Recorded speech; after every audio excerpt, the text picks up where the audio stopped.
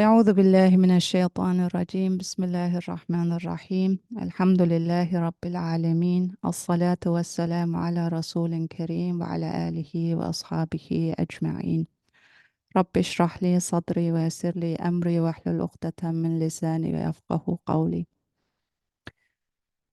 The portion that I selected for this session comes from the book Isharatul Ijaz, or The Science of Miraculousness, which is a separate book in the Risale-i collection. And it engages with the Surah al-Fatiha. So all of us as Muslims are required to recite the Fatiha, the first opening chapter of the Quran, in all of our daily prayers. So it's a surah, it's a chapter of the Quran that we always encounter, and Allah wants us to engage with it on a frequent level, that we are regularly pondering its meanings. And there's so much in the Surah al-Fatiha, and we know it is a summary of the Quran. Anything that is said in the Quran, you'll find in the Surah al-Fatiha, the first chapter, basically summarizes all what you need to know about Islam and captures the spirit of it. So I'm going to just share one portion that I always think is so beautiful, and we could actually reflect hours just over this verse. But it speaks to the human being and his social dimension, his social aspect. And the portion that is from the Surah Al-Fatiha here is the verse that says, إِيَّاكَ نَعْبُدُ وَإِيَّاكَ نَسْتَعِينُ. You are the only one we worship, and you are the one from whom we seek help. Now, this segment here from the Surah Al-Fatiha wants to address the noon in the na'budu. Who is the we? The we. When we say, إِيَّاكَ نَعْبُدُ وَإِيَّاكَ نَسْتَعِينُ, you are the one that we worship, and you are the one from whom we seek help. So there is a question, why does Allah want us to use the we? It's a collective. It's a collectivity of people. It's a collective. And who is included in this community, in the we, in the nunu na'budu? Noon is, we know the nahnu, the we worship you. We seek from you help. So already Allah's message in the Surah Al-Fatiha is that we are all part of one family, that we are social beings, that Allah wants us to be in community. In fact, the term for insan, the root word or the root cause, comes from the word uns. And uns, insan, means, if you look at the famous Arabic dictionaries, it means the one who is a social being. Social being. So let's establish first how we are a social being. Insan means the social creature. If you probably all sit in a room in a house or in an office right now. Who built that house? Just think about it. Who built that house? Was it just you? There were people involved, people, a multiplicity of people, a community, somebody who designed, the engineers, the interior designers, somebody who did the planning, so many people and construction workers, but there was a we involved, right? So the human being is dependent on the we, on other human beings. He is dependent, which is very odd because in this society, we are constantly bombarded with the notion that you are an independent human being. This is so false. So we need to stress that Allah has not created us as an entity that can exist on its own. We as insan, as an uns, as a social being, are in need of others. We are socially dependent on others. By the very fact that I'm in need of this house, this room that has been built by a number of peoples. I sit at my breakfast table and I always talk to my child and ask, how many people, how many hands have touched these blessings so they can arrive on your table? How many people are involved in serving you? Yes, Allah sent those blessings, but Allah initiated in people and created in them skills, abilities, gave them passion, gave them faculties, gave them a body, so that you can enjoy these blessings on your table. And all these blessings come from different parts of the world. My coffee from Peru, maybe my oranges from south of Florida, you know, you name it. I mean, my honey from, even my pickles the other day that I got from a store. And I looked, just like looking at the labels, do that with your families. Product of India, it said. Somebody in India, so many people in India, worked hard so that I can enjoy the pickles on my breakfast table, on my lunch. Now, why is this so important to understand that we are not just an ego that exists? Yes, we are unique, and Allah created us uniquely. We are all individuals, but we are also social beings that are dependent on others.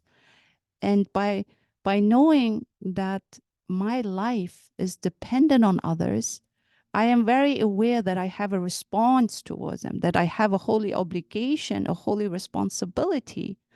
Responsibility, what is in that word? It means response, to responding to those people who are involved in serving my life and who sustain my life, so that I can continue my existence, that I can thrive, that I can flourish, that I can develop.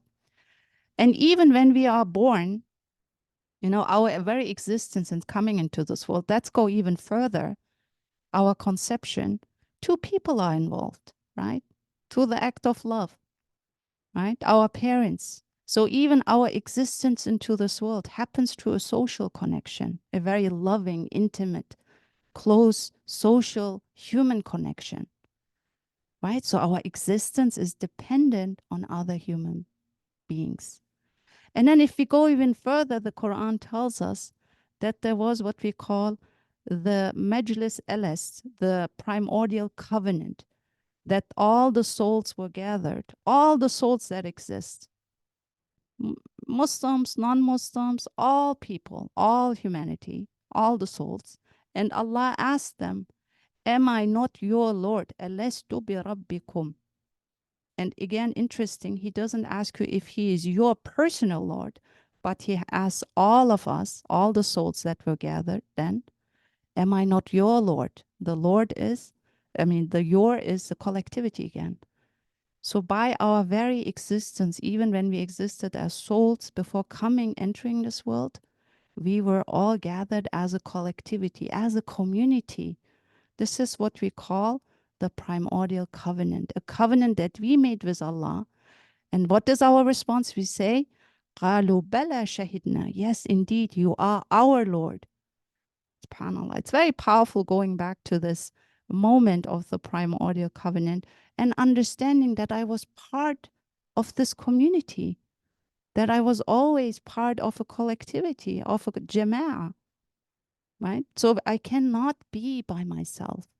So Allah wants us to, even in our prayer, to remember that we are part of a large community, of a large family, and also reflect that we are not independent. Independent is a false uh, understanding. It's a lie. We are interdependent. We are all closed in this garment of mutuality. Whatever this other person at the end of the world is going through will ultimately also have an impact on my life here. And we see that now in this global village, in this global momentum, that whatever we are doing, it affects all of us, right? So I always come back to this, and when I stand in prayer and when I recite the Fatiha, to remember who is the we and what is my sacred obligation to the we that sustains my existence. So it says here, the use of the first person plural in do we worship, na'budu, iyyaka na'budu, has three aspects. Who is the we? Firstly, we worship all of us members and atoms of the microcosm, that is myself, by offering the thanks expressed by all these members and atoms complying with that which they have been commanded. So first he says, There is a community that is me. Who is that myself? The Quran always talks that our bodies, our body limbs, or the limbs of our bodies, our body parts, is a community.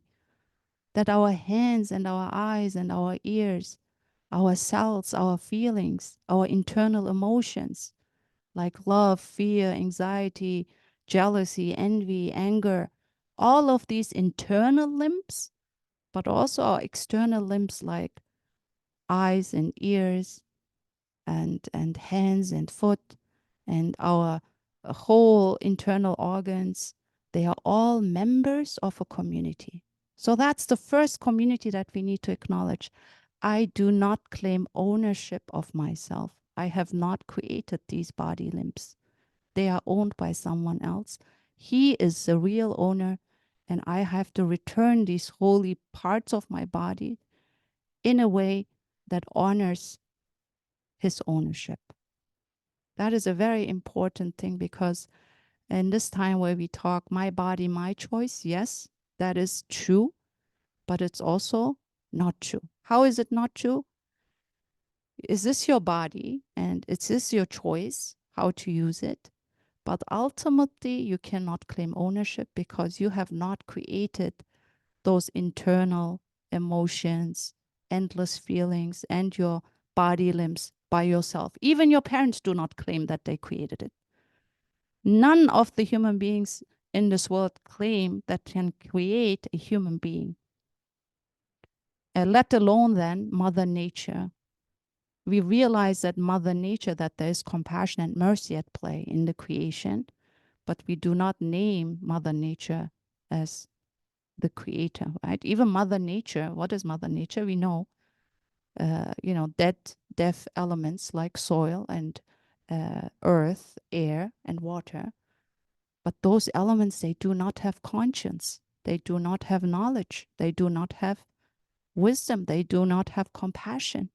How can they create? How can they, who are lifeless matter, create a being that is conscious like me, that is aware, right? And scientists are still puzzled over the fact that we human beings are conscious beings. Where does awareness come from? How did life exist? And within life, consciousness. How am I conscious about myself? That is still a secret, a mystery. How do we become aware of ourselves? And then we say, well, I'm aware, I'm conscious, I'm a conscious being. So Mother Nature created me. I mean, that is such an irrational conclusion, that something that is lifeless can create life like you, which is the highest level of life. You are not just body and blood and bones, but you are the highest creation of Allah, with emotions and feelings, with the capacity to create, to innovate, to invent, to write poetry, to write music and odes and qasidas. That's such an amazing human being who has the highest level of awareness, but then assigns its own creation to lifeless matter, lifeless cells. That is what is so always challenged in the Risale-i, that lifeless matter cannot give conscious beings life. And so in our first Na'budu, we first acknowledge this body and all the members of this body are sacred trusts from Allah, and I have to use them in a way that honors that trust, that I engage them in holy acts of worship. This hand, this right hand, the moment I use it in a way the Prophet ﷺ, peace and blessings, has used this right hand, I lift it up and engage it in holy acts of worship. And then this hand will say, this person, your servant, Ya Allah, has honored me by following and using me as a hand like the Prophet ﷺ used his own right hand. This is why the Sunnah is so important, because all the members of our body are engaged in holy acts of worship. And so nothing becomes just habitual. We already do and use our hands and wash our faces and use our foot and legs. But the moment we use it the way the Prophet, peace and blessings upon him, used it, then they are honored by being engaged in holy worship, And that's there when they become witnesses for us on the day of judgment. The Quran is so terrifying when it says that on the day of judgment, on Yawm al-Qiyamah, their skin will talk. I mean, look it up in the Quran. Please, those who can Google, provide the verses. I don't always, I'm not always able to locate the exact verse number and chapter because I read every day and then those verses stay with me. But this is powerful. Our skins will talk. And we know that the skin is the greatest organ, is alive, is attuned to heat and touch and everything. So how is that even a surprise then? That our skins will bear testimony on the day of judgment, how we use them. And even a gentle touch can be an act of worship. Stroking a child, hugging someone, expressing compassion, prophetic compassion to your hand and to your body, to another human being, is elevating and life-giving to them. We know that human touch is essential for growth and happiness. And how the Prophet ﷺ hugged people, how he shook hands with them, how he did not withdraw his hand. All of this, as we are coming closer to the Sunnah and engaging our body parts in the Sunnah, becomes holy acts of worship. And then those members of my body will be, inshallah, God willing, uh, witnesses for me on the day of judgment. But then there's also the choice, the wrong choices we make, where we look at inappropriate things, filthy things, immoral, indecent scenes, can be on our TVs, on our devices, on the street. But Allah says, lower your gaze. This is not honoring your eyes. The eyes that I gave you, I am al-Basir. I am seeing with you what you're watching.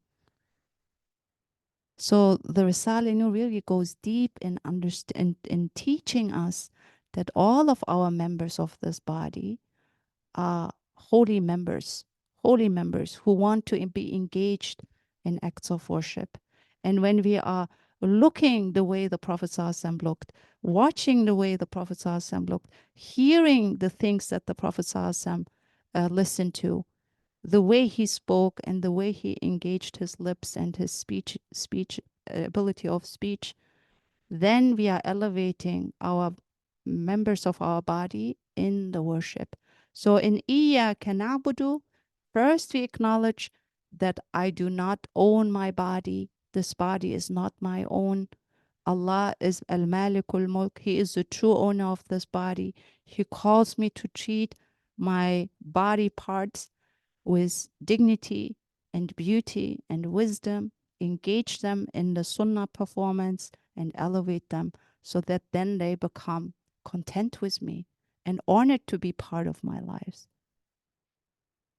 And when we are constantly aware of how to use our hand, our ears, our eyes, our emotions, our feelings, and this is why we need the Prophet ﷺ, because he is the perfect example, then we have acknowledged that all these body parts are sacred amana from Allah, right? It's a sacred trust from Allah. So that's the first community, which is so important.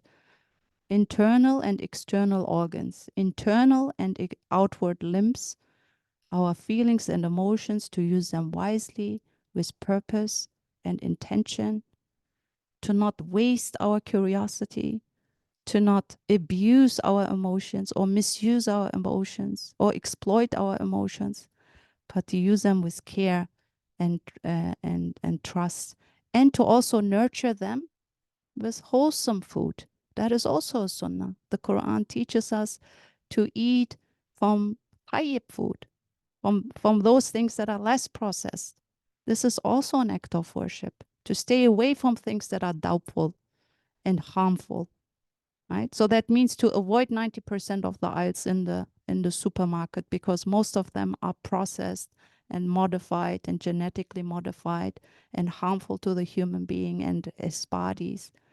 And subhanAllah, that is why ethics are so important. Right? You are a human being, and in producing and inventing something, are you honoring and uplifting the bodies of other people? That's why we are interdependent.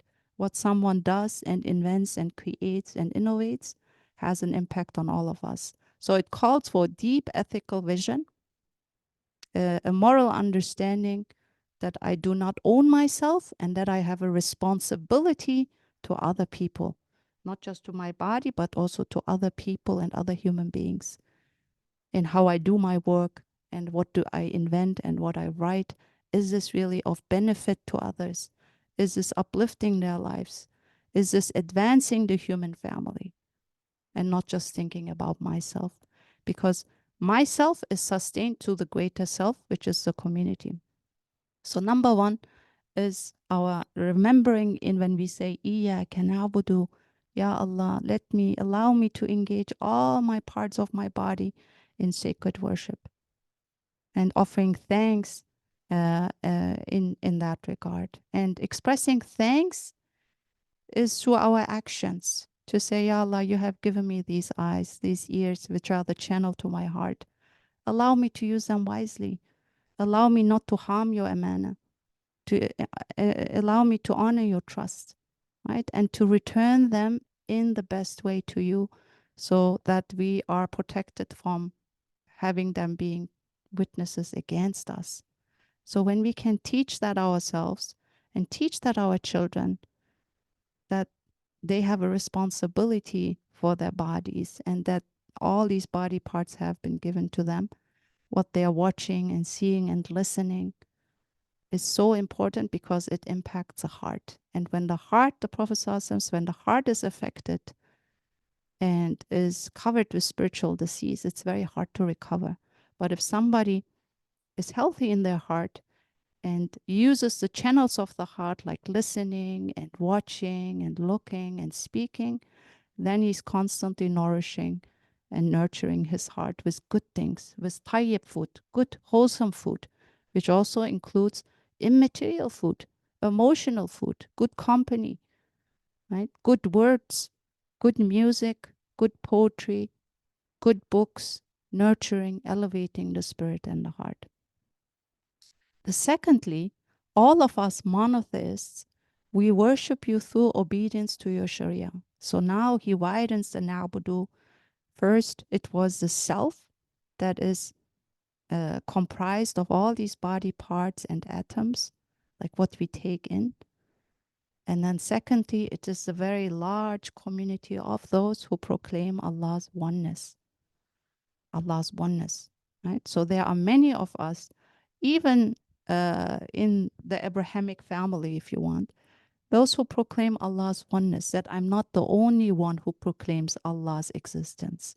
And that gives me strength, knowing I'm not just a marginal figure declaring that Allah exists. With me, there are at least 1.8 billion Muslims around the globe who, through different times, at different spots and places, declare the oneness of God and stand with me in prayer. Right? If you look from a bird eye's view, everywhere, every second, a prayer is happening around the globe. Because the daily ritual prayer, we all are unified to the Qibla, but then also, as time changes and we are following the movement of the sun, every location has people, worshippers, that declare and acknowledge the oneness of Allah and praise Him and glorify Him and remember Him. So there can never be, in a true sense, a sense of loneliness or extreme, excessive loneliness, because we affirm that we are part of this large community of worshippers. It's not just me who's worshiping, I'm part of a larger family, a larger community. And this awareness, this awareness and consciousness of that community nurtures our own self, knowing that with me in this moment are standing millions and billions of people affirming the existence of Allah. And then before me, even throughout centuries and generations, millions of scholars and pious people and devout believers who affirm Allah's existence and have worshipped Him and are a testament to his existence and showed it with their lives and expressed this through their works and their writings. All the saints, scholars, pious people. So when we are thinking of that community of worshippers, that also sustains us and helps us when we are dealing with extreme feelings of loneliness, that we are not lonely. We are not lonely, right? Like, because the angels are standing with us in prayer.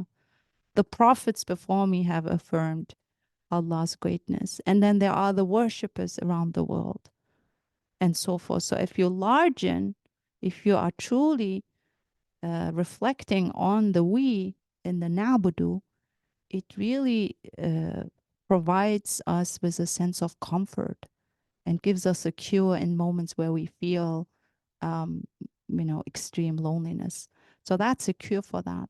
And that's not to say that healthy alone time should not be sought out. It's very important that we are able to have healthy alone time. That's actually a very important ingredient for a good life, is to have and incorporate healthy alone time. If you're constantly bombarding yourself with sound and a screen and devices, and you always need to have somebody around you, that's also not healthy. You have to be okay with being alone, a healthy alone time. That can be a walk outside, some time off, and not constantly overwhelming your senses with, even while you're driving to work, could be some alone time, just having no noise, being quiet, allowing your thoughts to be processed, where your brain neurons can make connections with heavy topics. That is needed.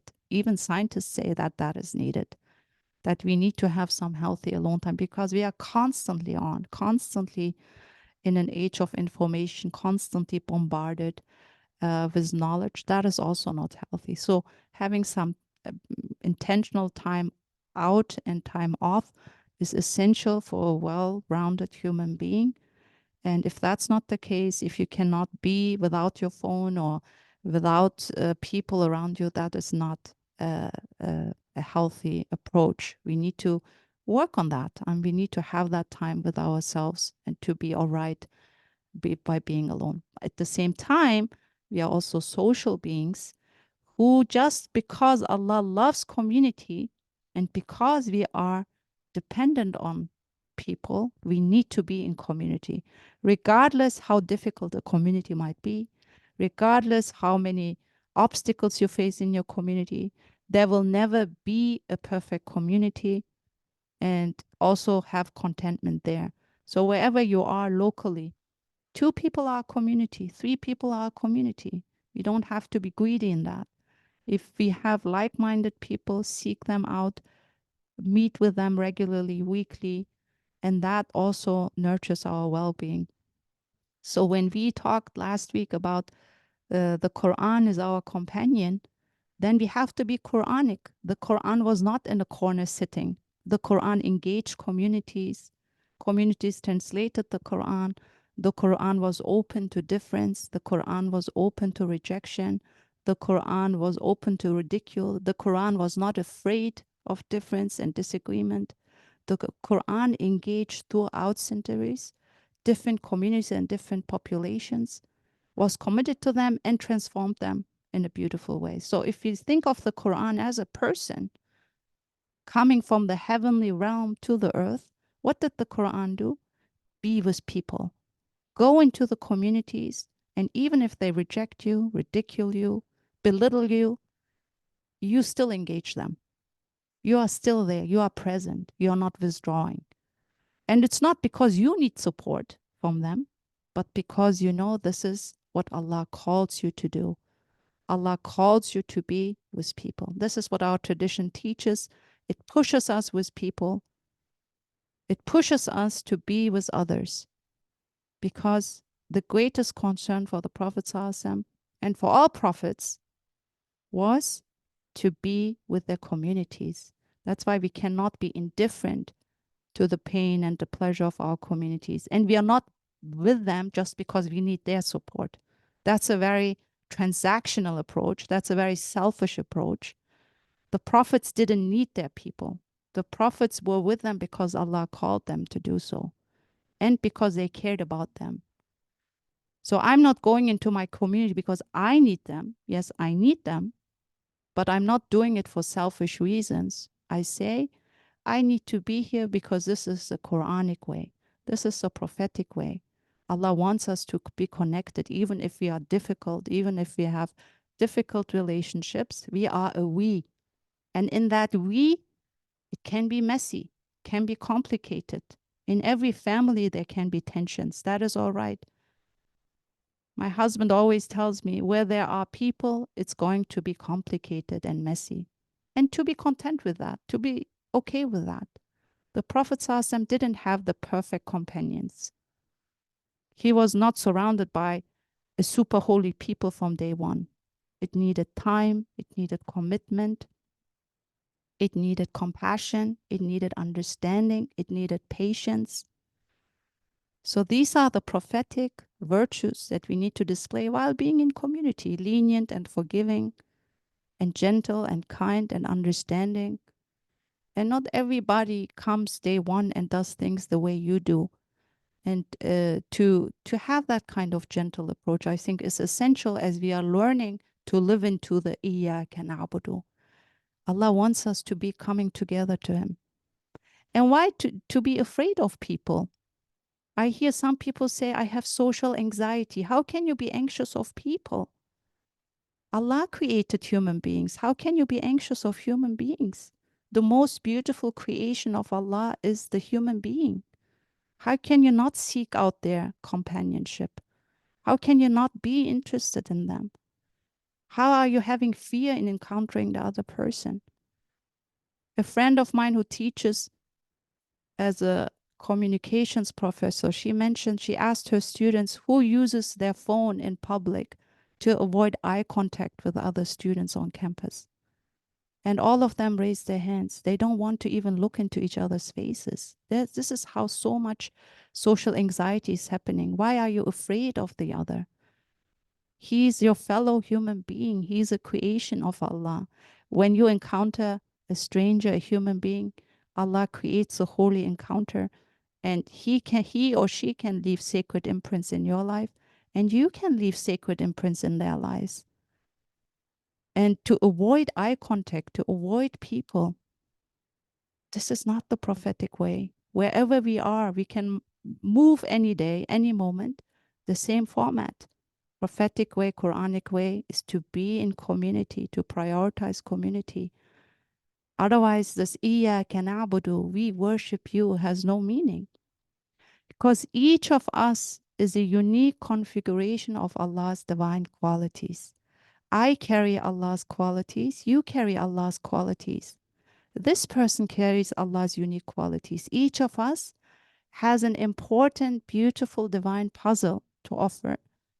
And by coming together, that beautiful divine mosaic comes to display. But if we are just in our own bubble, isolated by others, if we are afraid of encountering each other, then we are losing out on those holy moments. And actually, we are not, now studies show that it's very unhealthy.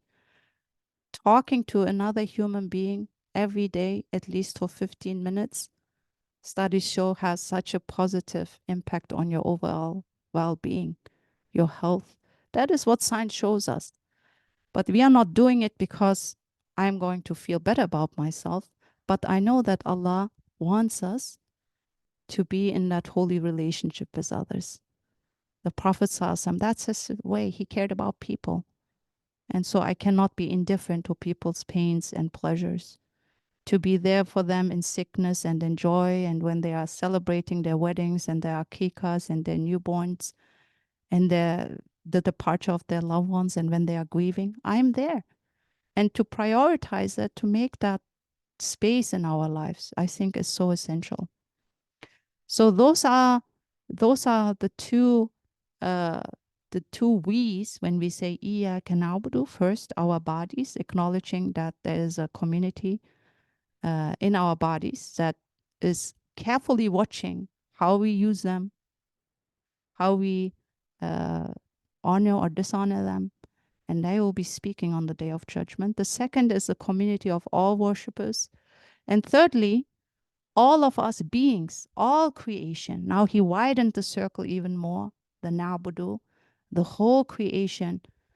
All of us beings, we submit totally to the supreme Sharia of creation, and we prostrate in bewilderment and love at the throne of your awesomeness and power. Allahu Akbar. Now the circle became even wider than noon. All the creation is prostrating. The Quran tells us that all the trees and the mountains, the birds, right? Everything is in glorification of Allah and offers their unique salat, their unique prostration, their unique remembrance of Allah in their lisan al-hal, in their language of disposition, their own language of being.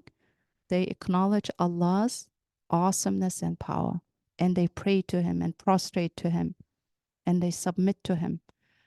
It's called the supreme Sharia of creation. We all acknowledge, and science acknowledges, that there are laws in creation. The law of gravity, the law of this. There are laws, but who is the lawgiver? Allah is the owner of that supreme Sharia, the supreme law, and everything obeys His command.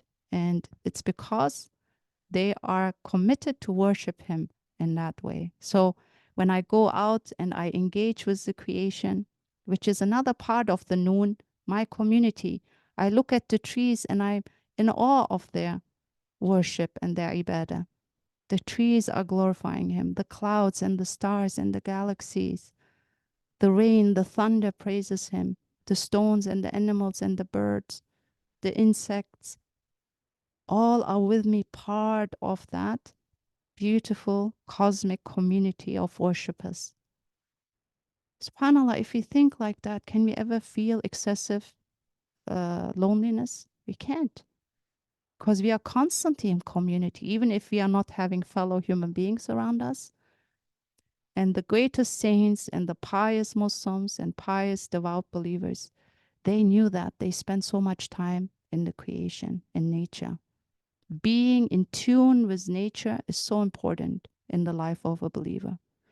And sadly, we hear people, I don't have time being in nature. I don't have time going out. I don't have time spending time outside. Let's not do this to ourselves, because here again we see it's in the Na'budu. Allah constantly talks in the Quran how the cosmos is engaged in worship. No other religious book has such a cosmological outlook. Only the Quran elevates and everything becomes alive. And the Prophet ﷺ, you see, in the Jahiliyyah, everything was in darkness and meaninglessness, which we call nihilism. But with his prophecy, everything becomes alive. His message comes and tells us the mountains are doing dhikr, the trees are doing their salat, the pebbles in his hands are starting to speak and doing dhikr. The tree, the date tree, starts to cry when he's offering his khutbah. These are authentic hadith, authentic narrations in the collections. The miracles of the Prophet, peace be and blessings be upon him, are far-ranging, include all the creation, all elements in nature. And that nature also sustains us. Without nature, without beautiful creation, we cannot live, right? So again, the interdependence. We are dependent on each other. Our ethical and moral lifestyles impact the creation. Now we are talking about climate crisis. Why? Because we are threatened by extinction. Our very survival is at stake. Now we care. But Allah doesn't tell us to care because our nafs is at stake. He says to care for the creation because the creation is inherently sacred. The creation is inherently meaningful. And in saying, Iyyaka na'budu, I acknowledge I'm a Khalifa. I'm a representative on His earth. I am responsible for the creation, the way I use my water, my light, the way I walk on the earth humbly or arrogantly, the way I cut off trees or plant them. All of that is my responsibility. All of that I will be asked about. And this is, again, something that is in the prophetic tradition. All of that. Even our most sacred act of ablution, the Prophet ﷺ says, do not waste water for wudu, even if you are at a running river. SubhanAllah, look at the environmental ethics in the desert of the 7th century. If we don't appreciate that, then I don't know what. And only now we realize how everything is interconnected and intertwined and interwoven. They call it the complex web of life, complex web of biodiversity. Mm.